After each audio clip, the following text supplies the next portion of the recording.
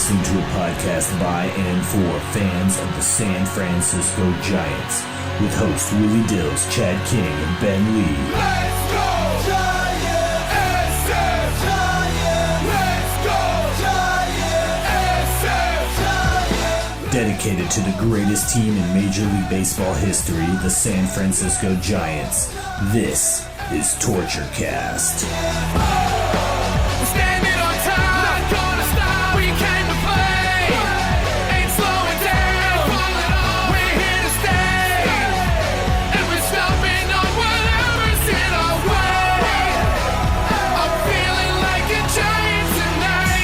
Hello everybody, and welcome to the Torture Cast, the podcast by and for fans of the San Francisco Giants.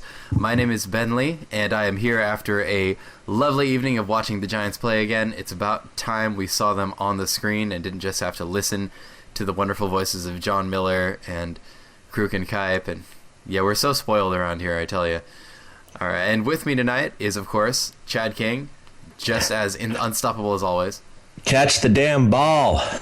All right, it's only spring training, I know, but I just needed that old comedy black and white speed with the follies over it. That would have been fantastic. Yeah. With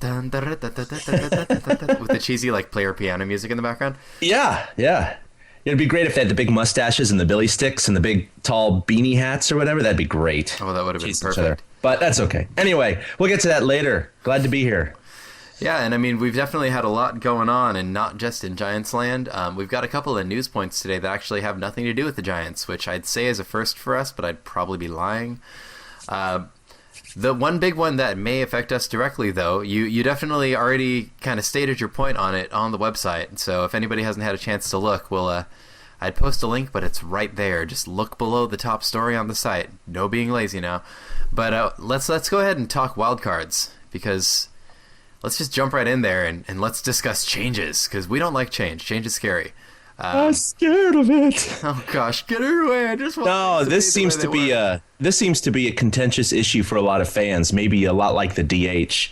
So I haven't seen any polls indicating on where the main camp lies, but I firmly have my 2 feet planted in hating this expansion of the playoff system for several reasons. The main reason really comes down to the nature that it's a one-game playoff. I don't like that. I like it. It's fine if 2 teams are tied. Don't get me wrong. If you have to settle a division or a wild card race with a one-game playoff, that's the only equitable way to do it. And you can't lengthen the season, just ad-libbing it there at the end of the year. They have a schedule to follow. But this really does open up the door for a possibility, and it will happen, I guarantee you, because if you look at the last 17 years that the wild card, the original wild card playoff system has been in place, this would have happened at least several times where the higher wild card seed, if you will, finished significantly further ahead in terms of record than the second wild card team. The extreme being the 2001 Oakland Athletics. I love that example when you put it up, and when you showed what the number was, I probably nearly spit out my drink. It's pretty embarrassing, and I know that that's an extreme. It is an extreme, but it can happen. It will happen again. The Mariners obviously took Major League Baseball by storm that year and won the most games since they expanded to 162 games with 116 wins that year. Good grief. A's still won 102. Now, of course, unlike the Giants in 93, where they didn't have a wild card to get in with 103 wins, the A's had that back door. If they had the expanded wild card playoff system back then, their opponent would have been the Minnesota Twins. They had 85 wins. They were barely above 500, a full 17 games behind the Oakland Athletics. How can you possibly say, well, the A's didn't win their division, so it's their own fault. If they lost that game to the Twins, it's their own fault. I don't buy that argument. That's what everybody seems to be relying on. It's like it puts a premium on winning your division, so it puts more pressure on the teams to win their division, and they don't feel like the wild card is cheapened too much. I just don't agree with that. Yes, the majority of the time, those 2 teams are going to be within 2 or 3 games from one another, and there's less of that argument there. but there were still several times there were 6, 7, 8, 10, 12, and the 17 game differential. And it's going to happen, and I'm not going to like it. That being said, as a Giants fan, if this system was in place the last 17 years, the Giants would have actually made the postseason an additional 3 times. I think it was 01, 07, and 09. Anyway, something like that. I don't have it in front of me right now. So then you could say, yes, the Giants, who knows what would have happened if they had won just one of those 3 one-game playoffs. They could have gone to the World Series. You never know. Just like they did in 02 and 10. I feel a little like you're almost saying that the same thing that we used to say when we first started doing the TortureCast, just get us into the playoffs and anything can happen, because that's what we saw in 2010. I do feel a little bit like you're almost arguing that in this case that actually takes away from the extended playoffs, that get somebody in the playoffs and anything can happen, but in that case anything can happen to a team that was 17 games better than another team. Yeah. That it has that added... Well, to me, it cheapens the 162 game regular season. Okay. I love the expansion of the playoffs back in 94, I guess it was. Well, that was the strike year, so really the first year it came into effect was 95, because it did prevent what happened to the Giants in 93. They were one season too late, where you do win 103 games. They had more wins than the Phillies, who won the East. They had 97 wins that year, and yet they go home.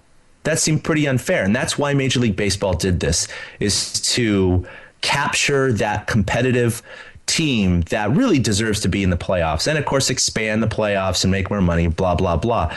I just don't agree with this. If they were to implement this system, I would have to go. I mean, they are implementing this system, but I would rather they make it a 3-game series, at least lengthen it a little bit, because all you need is the weaker team to just be going into the playoffs hot, or they lined up their ace pitcher, or the higher seeded team, their main pitcher just got hurt, or they have one bad game and a guy makes an error. That's something like that. It's baseball. Right. Everything happens. It's just one game. You can't minimize your mistakes into just one game and go, oh, well, we'll get them tomorrow. There is no tomorrow. So, I mean, I know for some fans that does bring a certain excitement. There are more teams that will be in contention as the playoffs are getting closer, and maybe more of those games will actually mean something. But it also could bring up a nightmare scenario, which is interesting. I don't know why they're trying to force it this year. They already agreed with the collective bargaining agreement that the Astros are going to move to the AL West next year in 2013. Right. And then they would expand the playoffs, because the schedule hasn't been set, so they could actually create the schedule to at least have a little bit of flexibility should they have an extra 1-game playoff to get into the 1-game playoff, which is kind of silly when you think about it. I mean, we're looking at playing December baseball almost. Well, that could happen this year. You can have several teams tied for that 5th playoff spot. You're not going to decide that based on record, are you? No, they're going to have to have some sort of playoff system. So I don't know how that's going to be resolved. Additionally, they're going back to the 2-3 format for the division series this year, because it eliminates a travel day, which allows that 1-game playoff to kind of be squeezed in, because those schedules were already set before this was approved. Right. So basically they're trying to shoehorn in this game, and in order to do that, they're taking the 2-2-1 division series format and going back to the 2-3 format. So I don't know. Yeah, I mean, I definitely think there's a lot not to like about the system. I do think it's really funny, though, because somebody actually quoted at me the other day. They said, well, aren't you really excited? There's going to be that one game, that one winner take all kind of. And I mean, from a dramatic standpoint, yeah, that sounds good. But come on, look at last season, and at the games that we had at the end of last season. I was racing home to try and catch the end of the game that the Phillies were playing, because it was so exciting. That was game 162. That wasn't, there were a bunch of really good games on game 162. Tampa Bay had a really good game, an incredible game thanks to Evan Longoria. Yeah. I mean, 8 runs or whatever in the 7th inning. Yeah, it was ridiculous, and it was that good, and yet there was no 1-game extra wild card playoff. I mean, the extra wild card team is going to go into game 163 and be gone. It's not really that different from the regular season.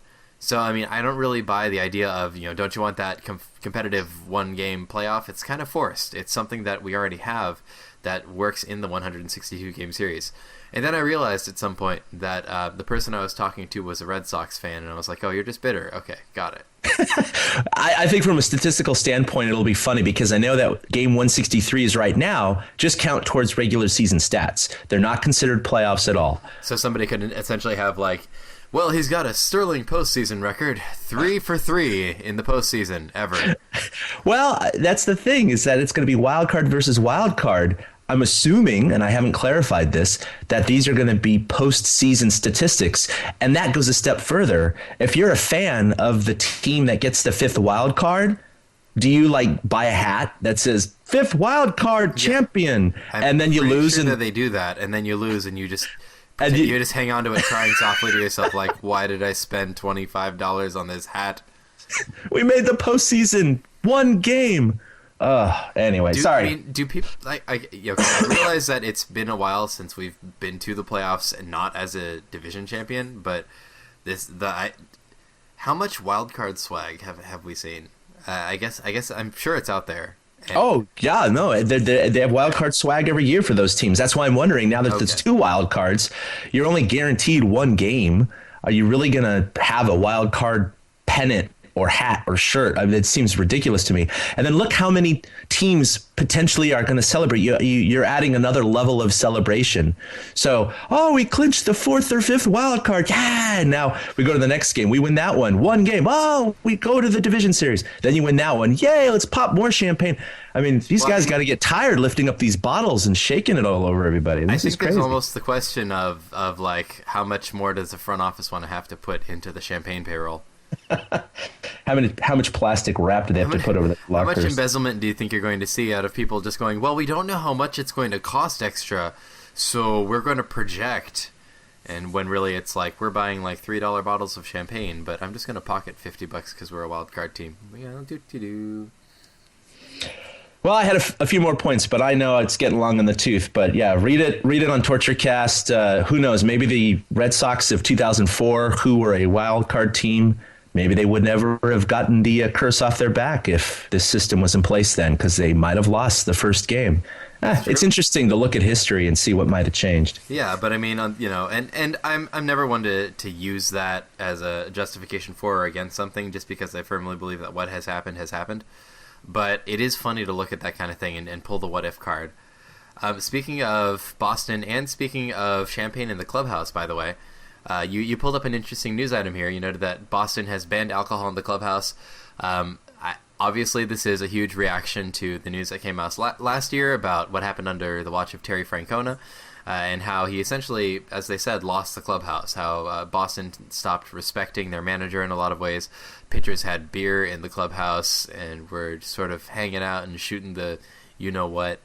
And I would have to say, this seems a little bit reactionary, but I know they're not the first to do so.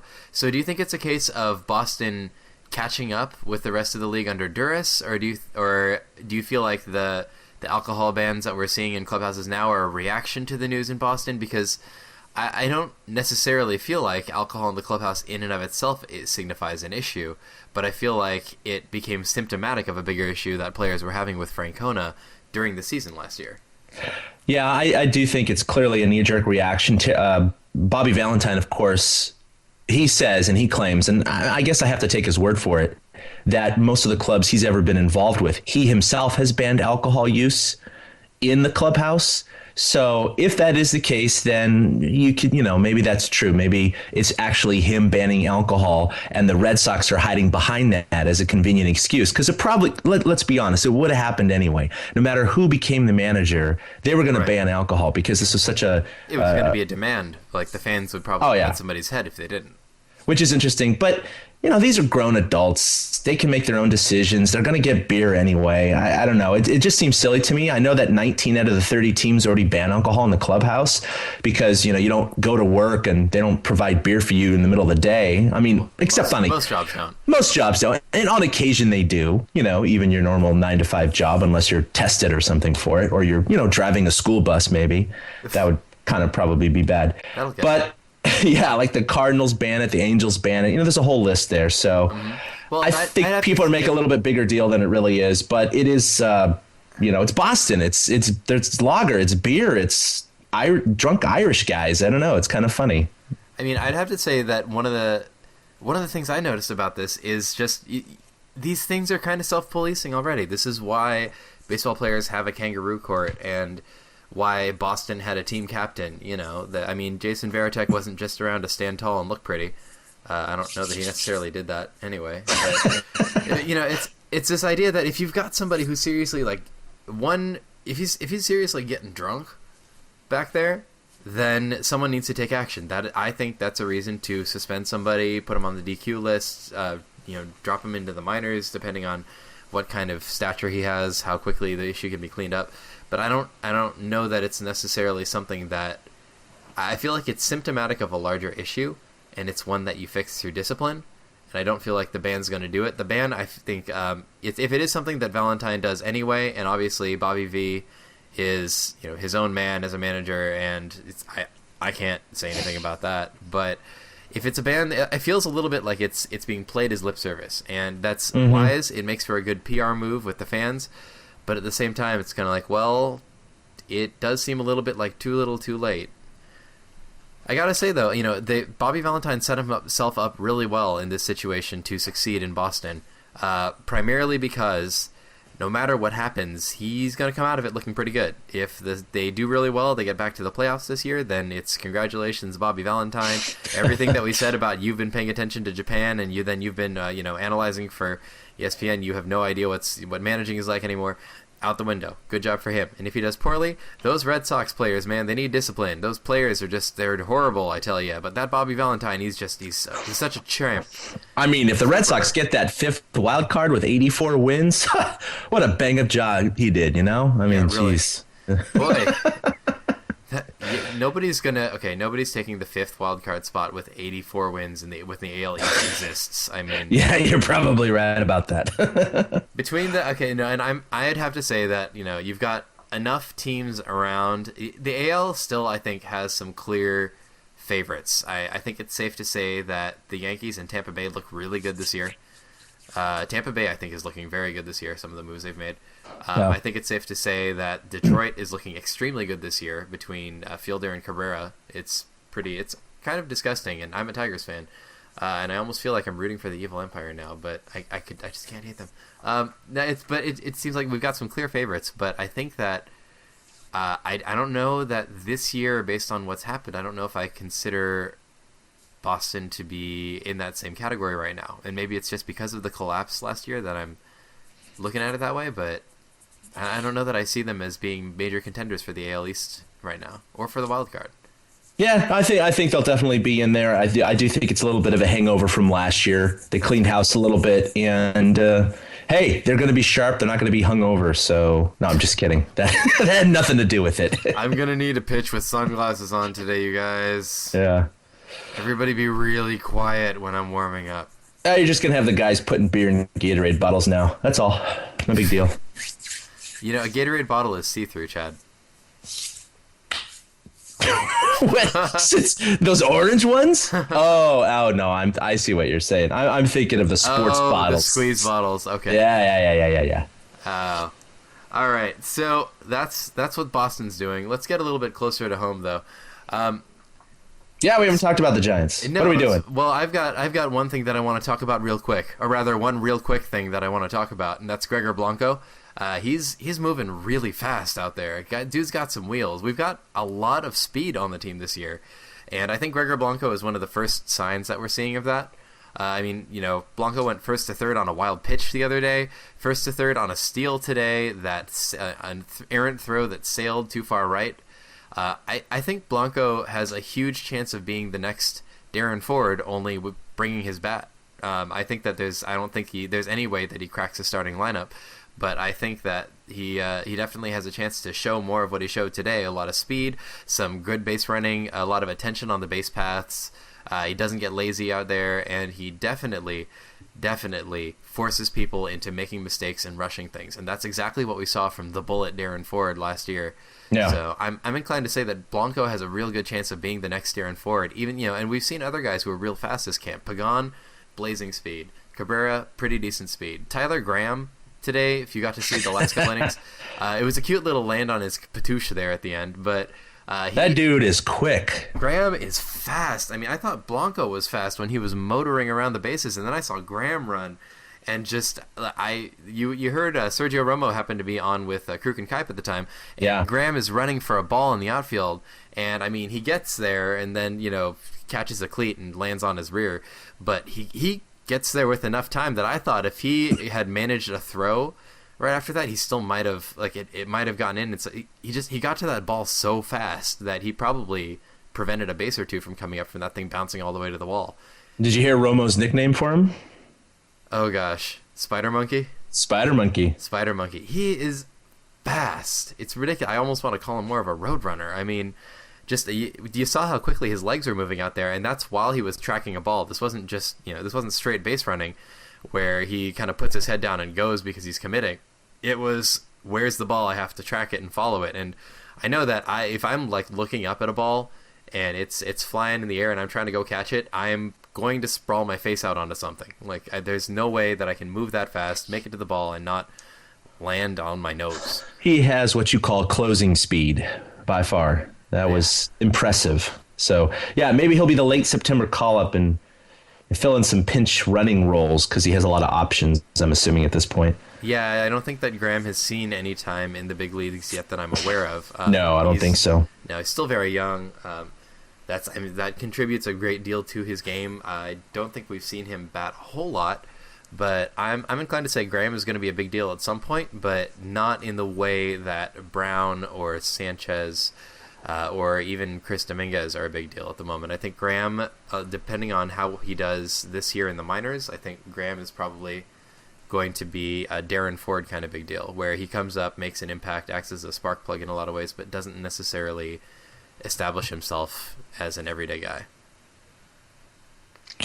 So Brian Stowe, huh? He has been moved to a new rehab facility. Yeah, I did see this news article you posted here. My wife actually was talking to me about it. She's been following him quite a bit. She seems to have really become emotionally invested in this guy. Just because of the tragic nature of what happened to him. Yeah, well, and a lot of Giants fans, I think, really... I mean, I went to one of the games that a ton of Brian Stowe's friends and family and coworkers were at, you know, holding paramedic boots with for Stowe on them, just stuck to the side. And everybody was trying to get some kind of, you know, just donations together for Stowe's medical care and to support his family. And, you know, I definitely gave it that game. And I think a lot of Giants fans really flocked to that cause, and it's not just about the Dodgers, and it's not just about, you know, the story or the media coverage. So much of it is about, like, what would I do in that situation? And I think it's you know, I think that some of the things that have happened with the Dodgers and responses to that have been, you know, maybe emblematic of one way that we as fans act, but I think that everything that's been revolving around how we've reacted to the Brian Stowe incident has been incredibly classy, and something that really shows a lot of what we see ourselves as Giants fans being about. So, I mean, it's been really nice to hear a lot of the details of the story, and people have been following it a lot. And so it's really good to hear that he is moving to a new rehab facility. He doesn't require constant medical attention anymore. He was rehabbing in Santa Clara for a while, but now that his needs aren't quite the same, he's going to be doing some more rehab now in an apartment with a couple of others who are also having a lot of difficulty with motor functions. And it's just, there are some things that are such a shame, though. You know, there was a note in that article, which we'll go ahead and post on the TortureCast site after this, but he doesn't remember a birthday party that was thrown for him by family and friends in early February. He's still got some issues with short-term memory, and it's just, that's such a shame. Yeah, I've known some people that have had traumatic brain injuries, and everybody responds differently. Obviously, every injury is unique, every recovery is unique, but there are some pretty amazing stories where people look like they're going to be brain damaged the rest of their lives and have these lingering symptoms a year or two later. But I've seen it happen where 3, 4, 5 years later, with the appropriate medical care and rehabilitation, they come back to being pretty close to normal. I'm not saying that's where he's headed. Not at all. Obviously, I have no idea. But I'm just hoping that there is that string of hope that in a couple of years with the proper rehabilitation, he's gonna be a lot more functional than he is today.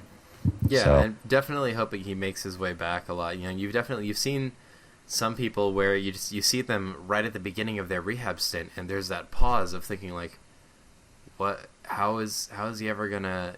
I had a friend who he was a coworker of mine was working on some artwork and really kept himself in the same position for too long. Really tightened up his back to the point that it spasmed and it nearly snapped. He slipped a disc. When he came back to work, he was needed a walker to get around for a little while, and we really. At first, I think a lot of us were a lot more worried than we necessarily needed to be. I mean, the guy's very strong, very determined, and at this point, everything is pretty much normal, other than he's got a much more heightened sense of, how he needs to take care of himself ergonomically and take care of his body. But, he's really, when we first saw him, we were all kind of shaken a little bit, and it's been surprising the way that he's been able to bounce back. I'm hoping for the same for Brian Stowe. I really am hoping that he's able to spring back from this with some time and some care and the right medical work, and hopefully we'll see him at a game sometime soon. That's the kind of thing that I think that would give the whole Giants community a boost, is not only seeing him up and moving and walking and communicating and being with his family, but making it back to the rest of us in a sense, and kind of. But he can't sue. He's being asked not to sue until the Dodgers are out of bankruptcy. Yeah, until they're out of bankruptcy. It's Right. like, okay, you gotta wait till we sell this and get out of bankruptcy, and then you could sue us, and then only the insurance company. So I'm just saying. For what it's worth, Stowe's lawyers have already rejected that. Oh, they have. Okay, I haven't read that. I'd heard they already good. rejected that. I haven't gotten to see too many of the details yet, though. I'll have to see if there's an article I can find on that one. But for further news, check out the We Barely Talk Giants on this Torturecast. So let's talk a couple of Giants. We always mention birthdays on this show, so I'm gonna toss a couple of them in there before we start talking the last few games, the first few of spring training. So we've got a couple of birthdays this last week. We got Moose McCormick on the 28th, and that's not necessarily a name I expect a lot of people to know, but I thought it was really neat because Moose McCormick actually played for the Giants from 1904 to 1913. That's 9 years, primarily in left field with a little bit of moving to center, right, and first base. So you can see that the predominant idea of outfielder eventually ends up at first base after spending most of his time in left field. Predominant pretty much through the entire century. But yeah, Moose McCormick. I also thought that this was really referring back to our discussion with Aaron about good baseball names. I don't know how well it would work to call a guy Moose now, but the name Moose McCormick, I imagine this really, really just brawny, this massive Scottish dude. I guess. Just Moose McCormick. Yeah, I was thinking like Moose McGillicuddy, something like that. Big, forearms like tree trunks kind of guy. Yeah. Right. I didn't look up how many home runs he'd hit, but with a name like Moose, probably should have. Probably 0, which most players hit in that era. In that era, right. Well, at least one home run during the dead ball era would qualify him to be that era's Barry Bonds. So, yeah, pretty much. We've also got... on the first, we've actually got Mark Gardner, who definitely spent quite a bit of time with the Giants after his Giants career as well. It's nice to see that name come up. And we've also got a really auspicious birthday, the 4th of March. Mm-hmm. This is a big deal not only for... it's a combination. We've got our big Giants names, and we've got our big modern Giants names. But if the history of this particular birthday is any sign, we're in a good spot, because 2 of the birthdays on the 4th are legendary Hall of Famer Mel Ott, whose name still appears on the all-time Giants home run leaderboard out in center field. Mm-hmm. So Mel Ott, big deal, March 4th. Lefty O'Doul, Legendary Lefty O'Doul, if you will. I like his bridge. Yes, I do like his bridge. I also like his pub. I got a corned beef sandwich there a while back. It was amazing. But yeah, Lefty O'Doul, really good story from the San Francisco Seals era as well. And then on March 4th as well, Sergio Romo. So happy birthday, Serge.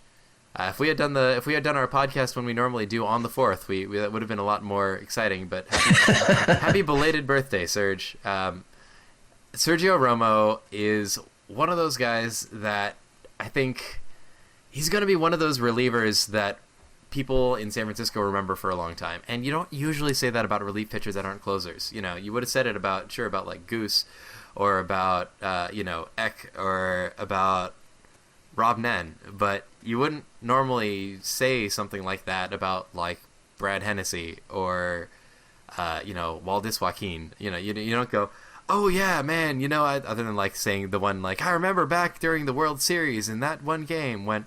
But you don't usually go, boy, I sure remember that one relief pitcher in his 5 years with the Giants. It's not something you normally hear.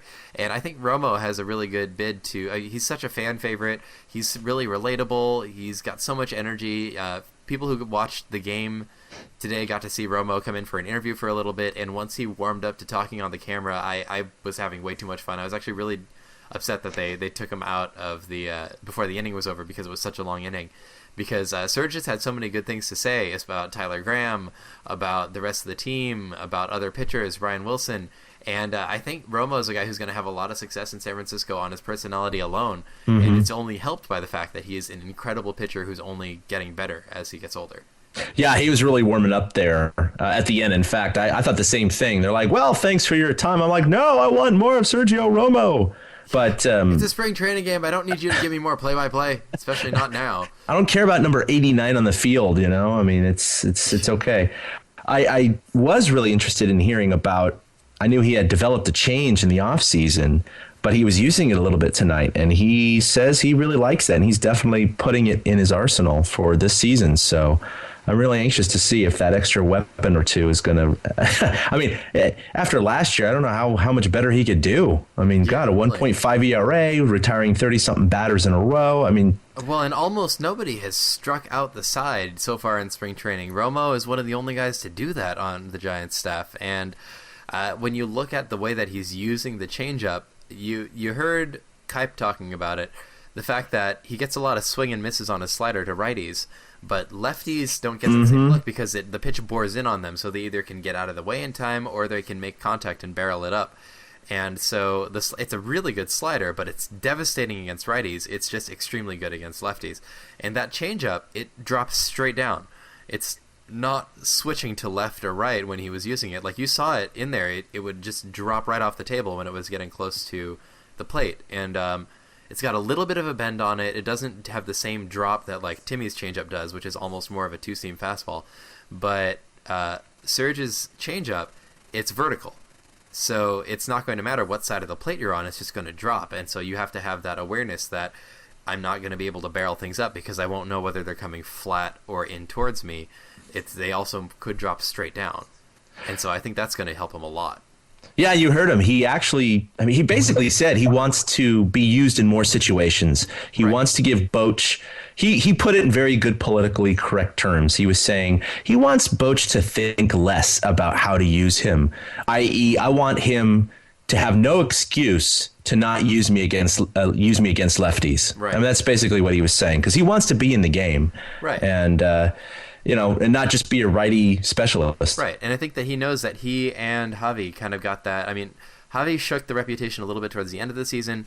Romo not as much, but I think he wants to shake that reputation that he and Javi developed, where they were one-side specialists. So you'd have the Romo Javier Lopez 1-2 punch of righty lefty, and I think he wants to shake that. And I think that's admirable because it really adds to his resume. And I mean, the changeup looks good.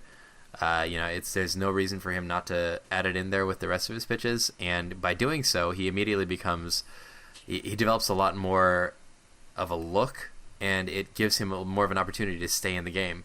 And I'm never going to say no to more Romo on the mound, frankly. So I'm okay with this. He's going to start now. Right. Barry Zito, All right. watch out. Watch your tail. Sergio Romo is coming, and he's grinning really big while he does it. Oh.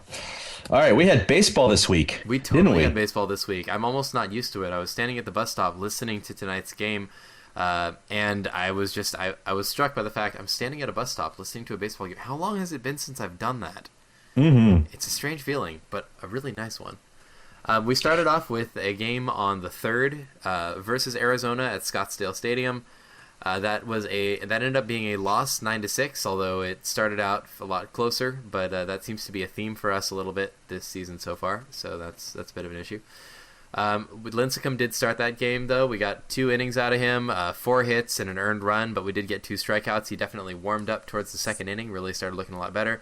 But then we had Eric Surkamp come in behind him, and it was just, it was 1 1/3, 3 hits, 3 earned runs, 1 walk, and a home run. Surkamp really doesn't quite look like he's settled in yet, but on the other hand, that's 1 game, and he hasn't had another outing since then. So I don't want to pass much judgment, but it's one of those things where you see the guy start off, and he starts off on 1 foot, and you're open to letting him change his own trajectory by pitching better as time goes on. But Surkamp, I think, you now see Surkamp, who is not on that, Vogelsong, Lincecum, Bumgarner track of guaranteed success. Surkamp is fighting for a spot, and I think this doesn't bode well, but it's 1 day. Yeah, it's 1 day, and I don't think... size. Very small sample size. I love overreacting. It's so much fun. Okay. It's okay. That guy hit a home run. He went 2 for 2. He's going to bat 1,000 this spring and make the team. Yeah, it's funny, actually, listening to KNBR and how many fans are calling in and saying that Surkamp should replace Zito as the 5th starter. People are just jumping to conclusions so quickly. I know Zito has not been good. He had a 5-something ERA last year. But this guy barely shit this spring. Well, that's true, but their argument was just Surkamp's better than Zito because everybody's better than Zito. But I mean, look, Surkamp comes in, gives up 3 earned runs in an inning, and yeah, small sample size, but I think people need to chill out a little bit. Let's see how this kid does. I don't think he's going to start the season on the team, although we'll get to it later. There is the Runzler injury, which could bring up a possibility for him to start the year with the club. We'll be looking for a good lefty, that's for certain. Exactly. But Surkamp he's really young. I mean, he finished the season last year in Double-A before he came up for his cup of coffee with the Giants. Mm-hmm. And he hasn't even played at Fresno. And the Giants, I think, on the one hand, I think Surkamp was big league ready last year, and we really saw that. On the other hand, I definitely feel like if there's, when you look at the entire staff as they are now, I think Surkamp is the guy who will benefit the most from some time at Fresno. Even more so than guys who have been at Fresno, who we've really had some time to see, who maybe end up there because there isn't enough space on the roster, like Shane Lux is probably going to end up there. Surkamp, on the other hand, I think benefits a lot from that because he hasn't seen California League pitching, or not California League, excuse me. He hasn't seen Pacific Coast League pitching and hitting, and the league itself tends to be like it's much closer to the bigs, even though it's still not the same by a long shot. It's very different from trying to play on the East Coast in Double-A. I think that he's going to benefit more from being in Fresno than any of the other pitchers currently on the roster, just about. Yeah, the hitting's much better there. Well, that's because everybody who's there is either rehabbing from the major leagues, sent down from the major leagues, about to go to the major leagues. Double-A is much more of a developmental area, whereas Triple-A, it mixes between developmental and holding pattern. You get a lot of guys who get blocked who end up in AAA.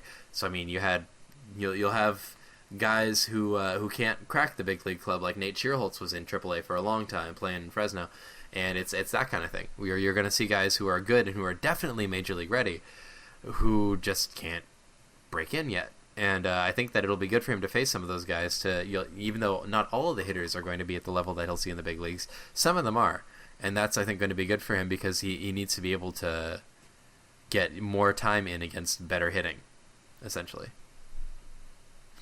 We did also have a couple of appearances in that first game. We also saw Guillermo Mota, who also allowed 3 hits and 3 earned runs, so he and Surkamp, not a great day going there. I hear the angry breathing on that side. I can't blame you.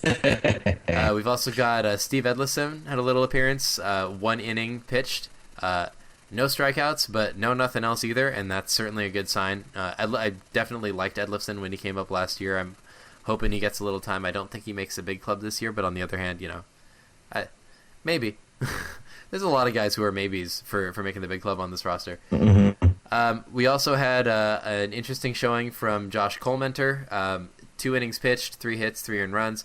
Colmenter has a really funky delivery where he kind of almost like he pitches overhand, like he's trying to lob the ball at you, throws guys off, makes the ball come from a very different angle, and he can still control it fairly well. It's definitely why Colmenter did so well last year for the Diamondbacks.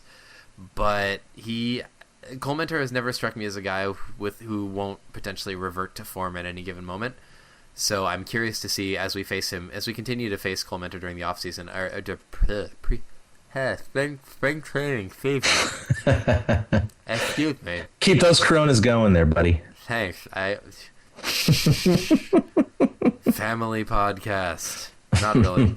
I am curious to see how Colmenter does. I do want to point out though that there were two outings that I was pretty impressed with. Hector Correa only came on for 2/3 of an inning there, 1 hit but 1 strikeout. Not a lot of strikeouts in this part of spring training. It's very early still. And for Arizona, Wade Miley went 2 innings against us in a game where we did knock in 6 runs. We certainly had plenty of time to push runs across the plate. We weren't having a poor hitting day, and Wade Miley still got 2 strikeouts in 2 innings. He debuted. I'm reading phonetically now. He debuted with 8 games in 2011 with the D-backs. He actually went 40 innings pitched with a 4.5 ERA and 1.65 WHIP. So Wade Miley actually could be a reliever sleeper for the team next year, folks. It's possible we might even see him with the big club depending on how the rest of their relief does. So. Yeah, well, Arizona's going to be tough this year. I mean, not just because they're defending champs, but they made their team better this year, so it's going to be tough. Brandon Belt, he started off hot, maybe a little bit from the Dominican League, a little leftover rub-off from there, but he went yard, 3 for 4, 2 runs. Yeah, he's definitely getting very aggressive. Nearly went yard today, too. I mean, I really like what I'm seeing from Brandon Belt so far. He's definitely being more aggressive. He's said as much. Everyone pretty much says as much. He's going after pitches more often. I'm hoping that this doesn't mean that we see him walking less. During spring training, I don't mind that so much while he's still trying out the aggressive approach in game situations. But at the same time, when we get into the regular season, one of the things I liked most about Brandon Belt was his eye, and I'm really hoping we don't lose that. Yeah, I think there needs to be a happy medium. I mean, he can't go all Panda on this, I don't think, and just hack at everything. But I don't think that's his game. That's definitely Panda's game because that's how Panda's brain works. But I feel like Belt is more of a thinker, and I feel like there's a way to use that to your advantage after, it's that idea that you overshoot and you get too aggressive first, and then you can learn to dial it back, as opposed to not being aggressive enough, and then where does it come from when you need it? That's right. So, Melky Cabrera, he knocked in Pagan, didn't he, in that first game? I was actually listening at that point. That was actually kind of nice to see Pagan single, steal second, and get knocked in with a double. So I'm hoping that there's going to be a lot of that this year, assuming that Freddie Sanchez isn't going to be available too much to hit in that second hole. I'm a little concerned about that. Yeah, and they've talked about moving Freddie's bat south in the lineup a little bit, having him bat maybe 5th or 6th, because he's got a good enough bat to knock in some runs. I like Freddie in a 2-hole if he's doing well enough to play there, but Cabrera's speed does make him kind of hard to ignore. So I think it's something that they're going to play with all through spring training, especially once Freddie's feeling well enough to start playing again, which hopefully will be before spring training is out. But a 1-2 punch of Pagan and Cabrera is not the worst thing that we could put out there. I think that it looks pretty darn good so far. It's not nothing gorgeous, but Pagan has been pretty decent at getting on base. Blanco has been real good at getting on base, surprisingly. And Cabrera has been doing definitely not the same level of speed as them, but he brings a lot of athleticism to our game. So I would not at all complain seeing a Pagan-Cabrera 1-2 punch. All right, so then we had the exciting tie at Milwaukee, and this was their split squad action. They had spring training games. Yeah, 1-1 in the 9th. You want to go home? Yeah, I'm getting hungry. Let's go home. Let's get out of here. We have the other team over there anyway, so we got enough at bats. So yeah, they won at Arizona 11-1, and they tied Milwaukee 1-1. Bumgarner started the tie game and went almost 3 innings, gave up 1 earned run. Had 4 Ks though, so by all accounts, it was a pretty solid start. Just working on some mechanics, but nothing too alarming either way there. Yeah, looked pretty nice from what I heard. Definitely also heard Bumgarner is looking closer to season form than some of the other guys. And everybody works on their own schedule during spring training. I'm not going to look at somebody's spring training numbers and say, wow, he did horrible in spring training. I don't feel good about that at all. I'd rather look at how does he look by the last few games when we're getting into season form. But the first few games, guys are tweaking things. They're trying things out. They're getting used to pitching long periods again, in game situations where the breaks between are different than when you're doing bullpen sessions. And I think Bumgarner is sounding close to season form now, but I think that also bodes well just because he's, we had a lot of talk about how he's a young guy. His innings limit changed a lot because he started in high school and came directly into the majors, and suddenly he's pitching every 5 days and racking up the innings. And I think that actually bodes well that we're going to have some more longevity out of him. He's got a lot more energy. And he's got some more time to kind of build himself up as we go on. We also had an appearance from Shane Lux, too. So, of course, I'm excited about that. And I see that Casilla pitched as well. Did he get an at-bat? He should have, but I imagine that they could have. I imagine that they could have had. They probably could have had Ron Wotus carry a potted plant out and set it in the corner of the batter's box, and it would have been about the same.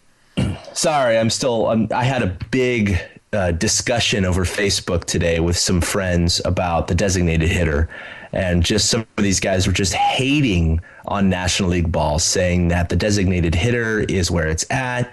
Pitchers, they are useless. They don't even craft that part of their game. It's not even entertainment. Everybody talks about strategy and double switches and all that bull crap. I don't want to see some weak ass hitter. We have a clean podcast, right? A weak derriere hitter up there. And I said, oh yeah, you want to see entertainment? Here's entertainment. And I linked that YouTube video of Casilla's at bat last year. So that was the end of my argument right there. Brilliant. Or else the one where Dan Runzo swings and then breaks himself. Actually, I don't really like that one only because Runzler was pretty genuinely hurt, as I recall. Or was that Runzler? It was somebody that swung and just hurt himself on the swing. But Casilla, though, he looked like he really would have rather just run away screaming.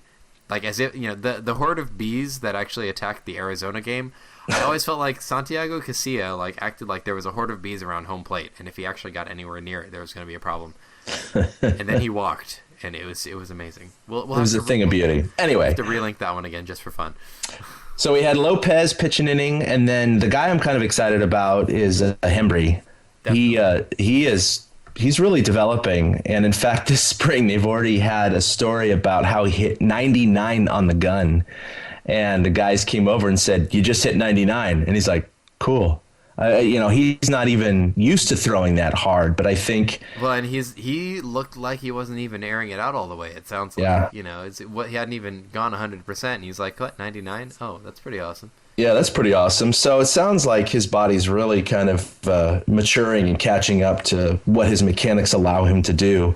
And I know it's too early to say anything now. You always see these studs that are throwing, 99, 100 somewhere in the minor leagues, and they end up never making a name for themselves in the major leagues because major league hitters can hit 99 mile an hour fastballs.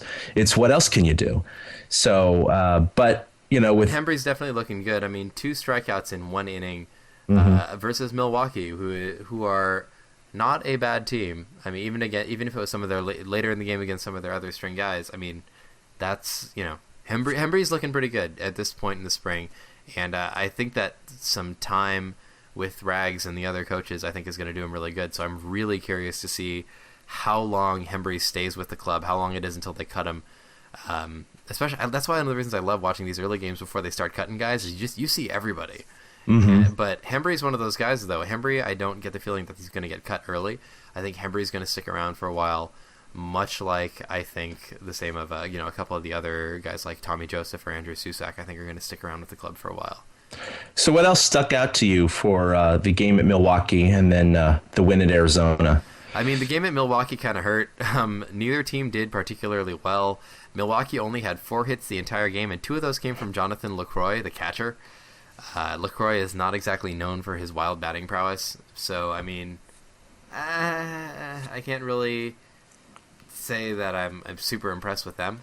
Ryan Braun went 0 for 2 with 2 Ks, so just more proof that whether or not you're doping your ability to hit, you know. No, it does not. No, it's like, wow, all this strength means I can really hit the ball now. It's like, not if you can't see it. So, that said, you know, all commentary aside, my big high point of that game was Brandon Crawford going 2 for 3 with an RBI. I mean, everybody was ready. Yeah, not much offense there. What can you say? They scored 1 run, so. Yeah, but Brandon Crawford going 2 for 3 is kind of a big deal. 2 for 3 with an RBI is also kind of a big deal.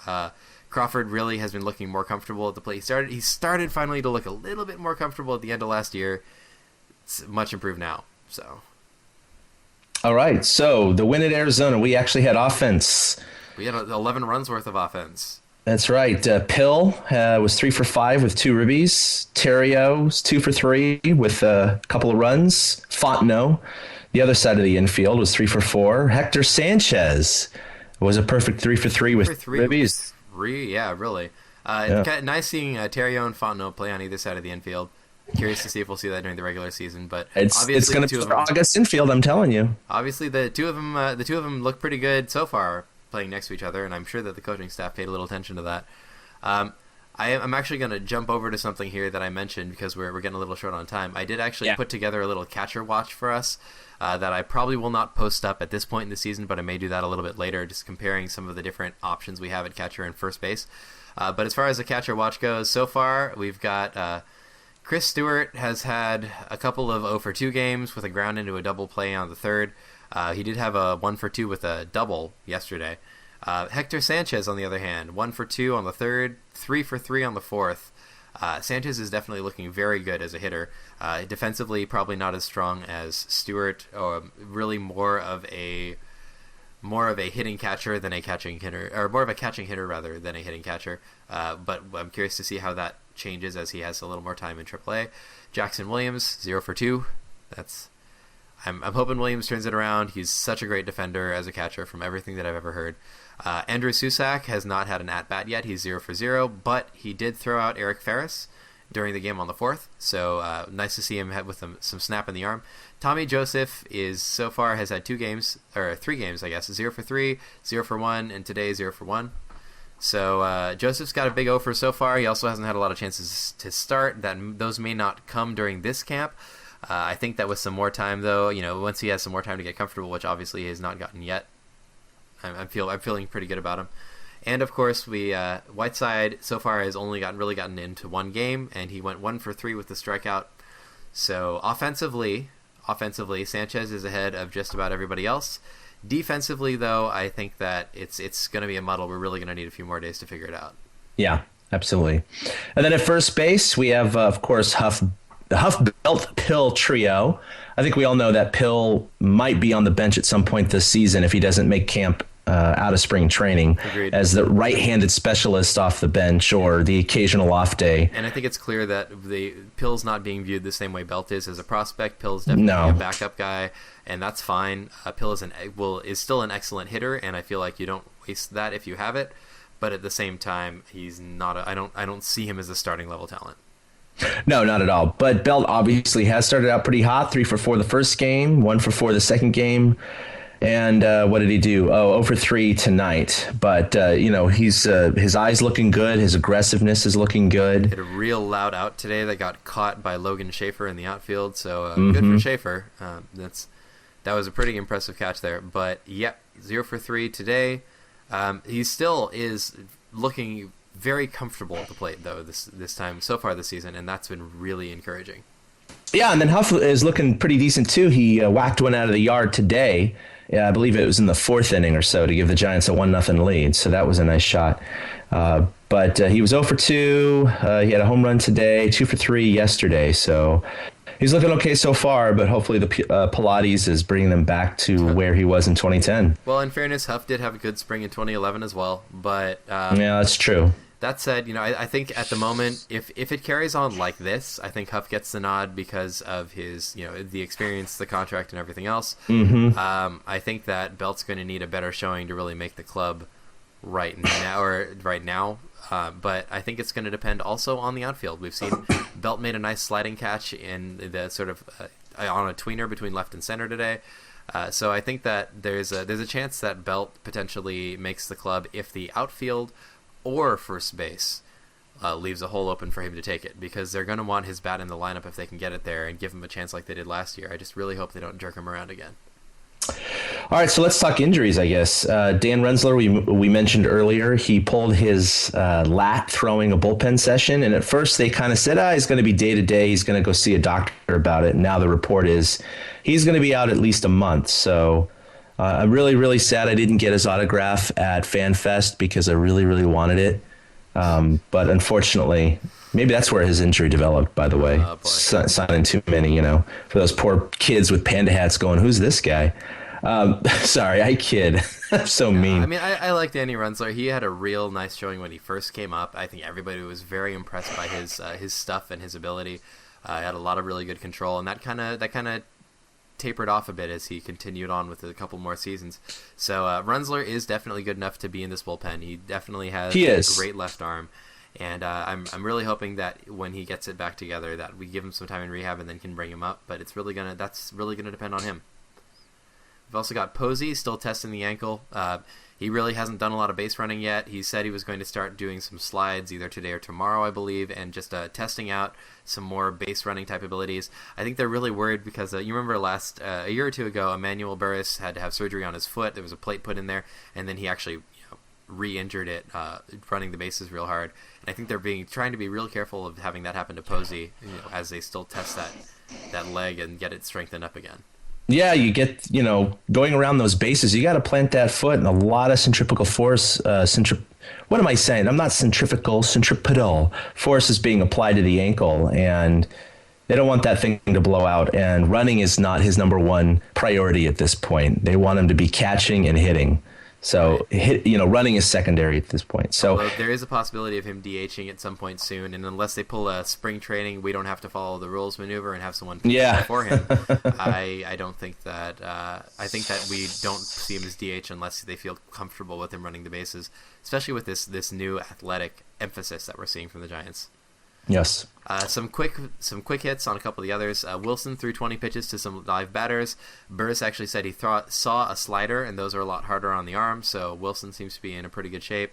Freddie Sanchez is taking ground balls. He's been thrown to first base. Andrew Baggerly said he hasn't seen him make any real hard or complicated or difficult throws yet, so they're not overly testing his rotator cuff yet, but they're giving it some time. Vogelsong is going to throw off the mound on Wednesday or Thursday, so he's just about back. They're just giving his back some time to heal up. And Francisco Peguero, who was a big deal outfield prospect for a little while and then sort of gradually started slipping off the table there, he has undergone surgery for an issue and may not be back for a bit. Hopefully he gets enough time so for us to really see how he's doing. But they are, I believe, trying to getting a second opinion. Or actually, maybe he's already undergone surgery. That's one that I'll have to look into. Any thoughts on any of these?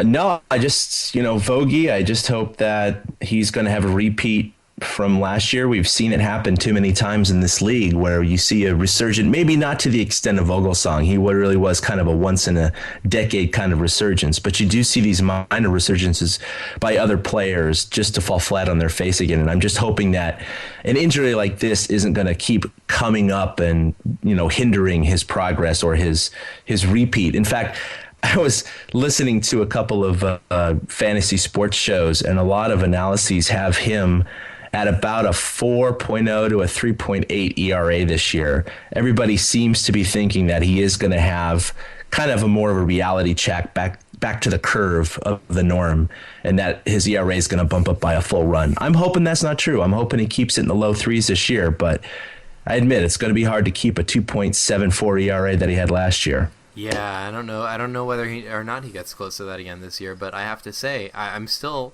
personally of the mind you give him time to heal before you have him air it out. Yeah. Because a solid, healed, fully healthy Vogelsong is going to be much more valuable than a blow him out early Vogelsong where you end up needing to pull up guys like Lux and Surkamp.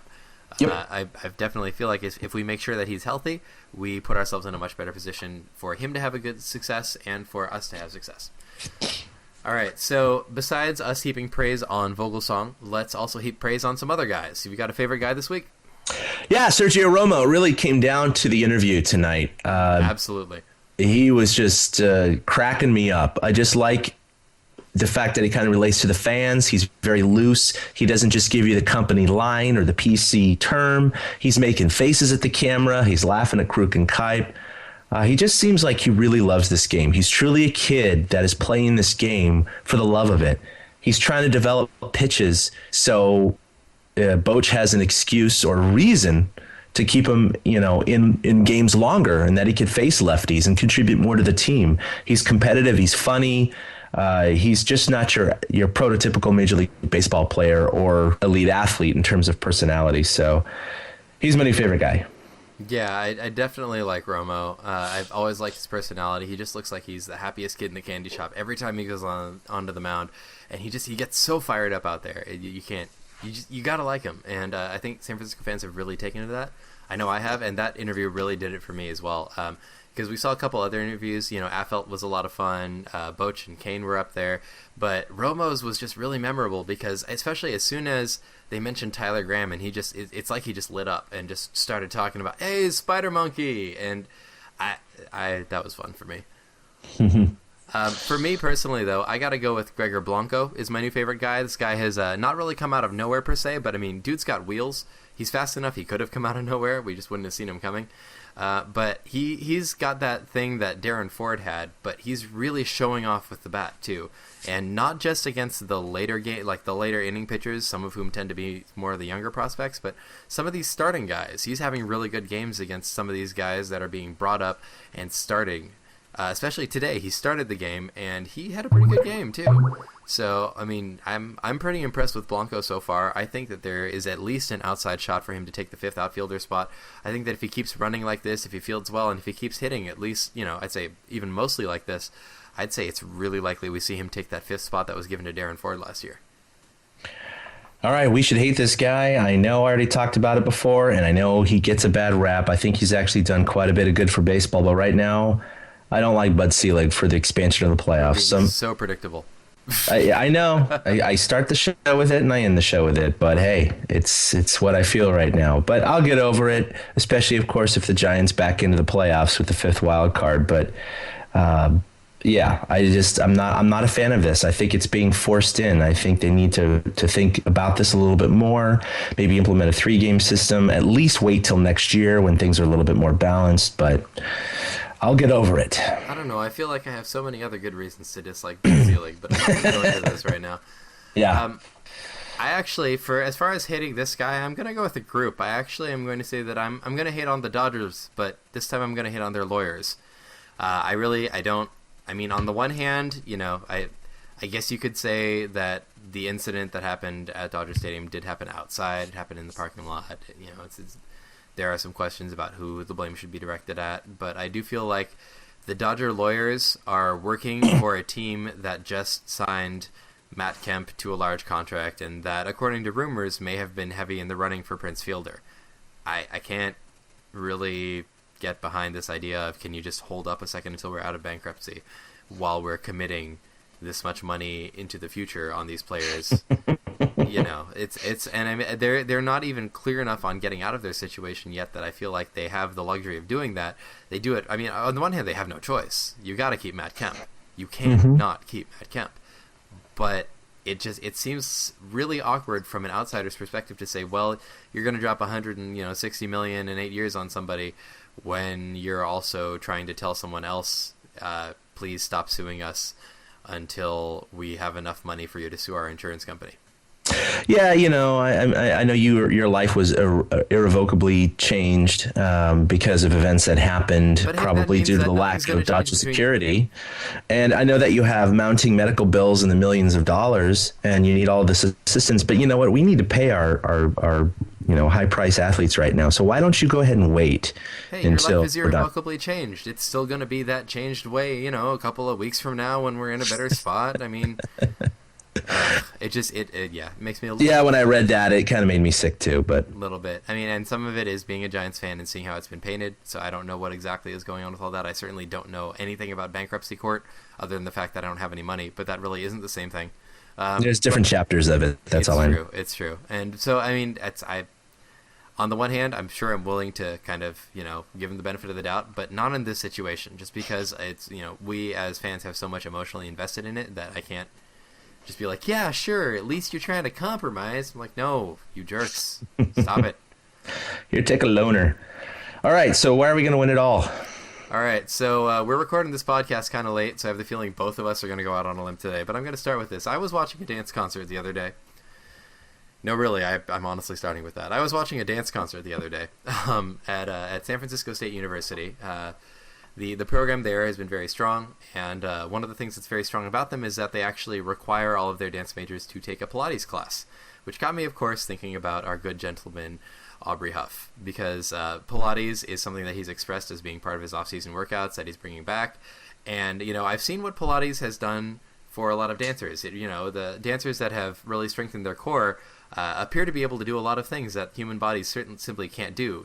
Stand on one foot for 7 minutes at a time, or leap several extra feet into the air. And so I feel like what's going to happen is Huff is actually going to be so inspired that when he retires, he's actually going to open his own. He's going to get certified in Pilates, and he's actually going to open his own baseball-related Pilates training studio.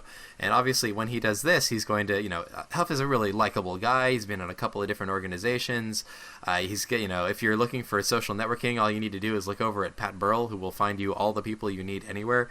And I mean, I think that he'll get a lot of the Giants to come in, and they'll work with him on that. And this new Pilates-infused team of Giants is going to be able to leap, 10 feet in the air and rob home runs that are flying over the arcade.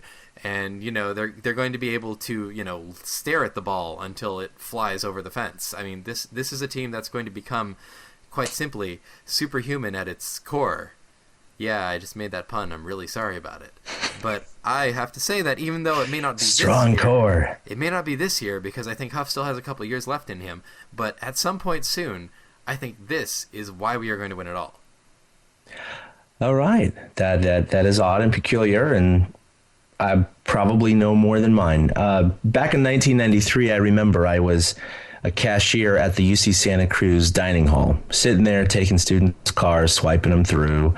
And I pulled out the paper and saw that the big news in the headline is that we had discovered, well, Pluto was still a planet then. Remember that, okay?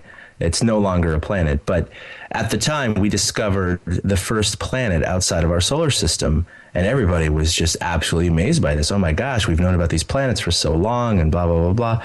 I just remember that indelible moment marked in my mind, because I've always been kind of a pseudo fan of astronomy and archaeology and paleontology and kind of those other things. Right there with you. And so it's quite amazing to me that in the years since, we've obviously through inference with planetary shift and light shift and all this stuff like that, discovered not just hundreds, but this past week, data now indicates that they have discovered yet another 1,000 extrasolar planets, bringing the total number discovered to about 2,000. And this number is just going to inflate over time. So my point is, not that the stars or planets have aligned, nothing cheesy like that. But I never thought in my lifetime I'd learn that humans, we've discovered 2,000, and it'll be more than that, 2,000 planets, let alone the Giants winning the World Series. So it seems not that much more of a stretch that the Giants could win 2 World Series if we could discover 2,000 planets. So... And when they find another 2,000 planets, the Giants will win another one, and it's going to be exponential. They'll go on a run like the Yankees or something. We have to win. It's in the name of science. Damn it. For every 1,000 planets they discover, that is 1 World Series title for the Giants. So say we're up to 2,000, so that's two titles. And science is only going to start finding those faster. Yeah, well, that's a problem, right? Because if they start discovering 5,000 a year, you can't really win 5 titles in a year. So they'll have to work on that. We will find a way, and it will involve Pilates. Awesome. Oh man! All right, I think that's a good sign that we really need to wind this up. So that's going to be it for us from the TortureCast for this week. I am Ben Lee here with Chad King. You can catch us on Twitter at TortureCast, or you can also catch us on Facebook, or you can also catch us on iTunes, or you can also catch us on mail at mail@torturecast.com. We're working out some new things as well. We're trying to write more posts. Check us on the web at torturecast.com. Subscribe to us, follow us, fan us, like us. Do Pilates with us. Do Pilates with us. We hope you already like us. We hope you already do Pilates with us. Catch us on Twitter. I am at Fried Duck. You can also catch Chad at ChadK21, or you can catch Willie at Willie Dills. But until next time, you have plenty of ways to get in touch with us, so you'd better chat with us. Let us know what you're thinking of spring training. And in the meantime, we'll keep watching Aubrey Huff, Brett Pill, and Brandon Belt go boom!